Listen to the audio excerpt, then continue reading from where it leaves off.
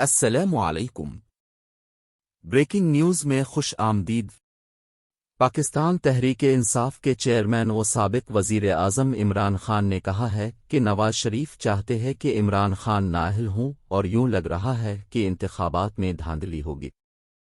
عمران خان نے غیر ملکی ذرائع ابلاغ کے نمائندوں سے زمان پارک لاہور میں ملاقات کی اور گفتگو میں کہا کہ پہلی مرتبہ عوام نے رجیم چینج کو قبول نہیں کیا۔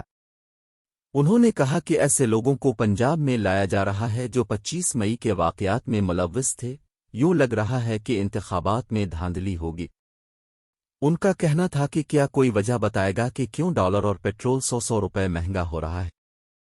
عمران خان کا کہنا تھا کہ ایسی انتقامی کارروائیاں پہلے کبھی نہیں دیکھیں، یوں لگتا ہے ابھی بھی جنرل باجوہ کی پالیسی چل رہی ہے، جب قانون کی عملداری ہوگی تو ملک آگے جائے گا۔ جنرل قمر جاوید باجوہ نے لابنگ کر کے حسین حقانی اور دوسرے لوگوں کو رکھوایا۔ یہ لوگ امریکہ میں میرے خلاف لابنگ کرتے تھے۔ مانتا ہوں کہ باجوہ کو ایکسٹینشن دینا بہت بڑی غلطی تھی۔ انہوں نے کہا کہ حکومت توشہ خانہ میں پھنس گئی ہے۔